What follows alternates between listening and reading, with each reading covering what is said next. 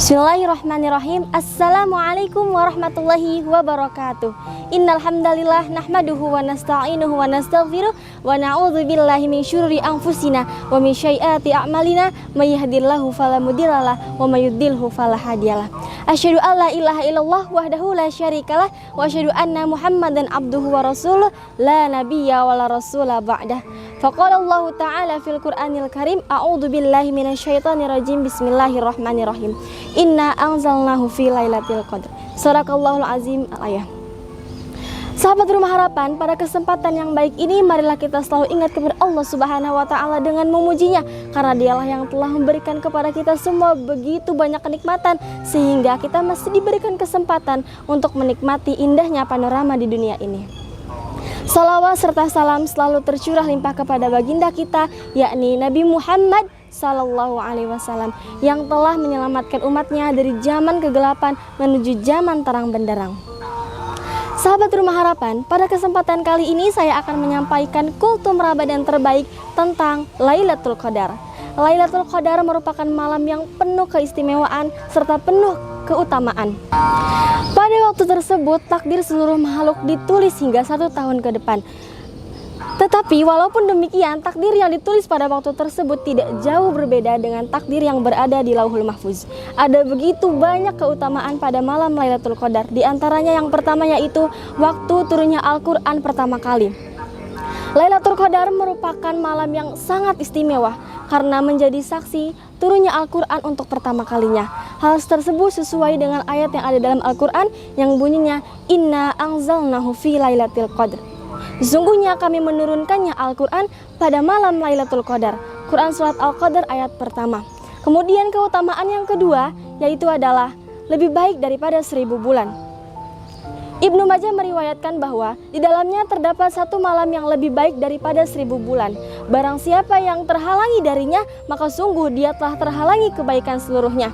Hadis riwayat Ibnu Majah dan Ahmad.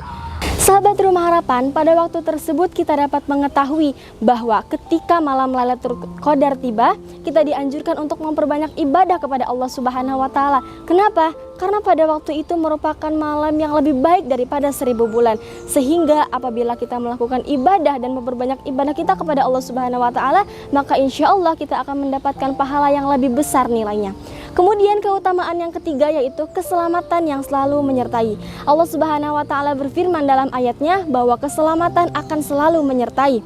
Hal tersebut sesuai di dalam ayat Al-Quran yang bunyinya Salamun hiya hatta matla'il fajr. Keselamatan pada malam itu hingga terbitnya fajar. Sahabat Rumah Harapan, untuk menyambut malam Lailatul Qadar, umat muslim dianjurkan untuk mempersiapkan amalan-amalan seperti beriktikaf atau berdiam diri di dalam masjid, memperbanyak ibadah kepada Allah Subhanahu wa taala seperti tadarusan membaca Al-Quran.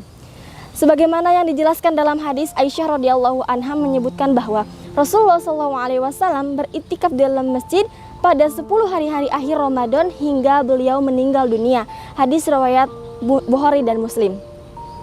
Dengan melaksanakan iktikaf, maka umat muslim telah melaksanakan sunnah yang dapat mendatangkan pahala.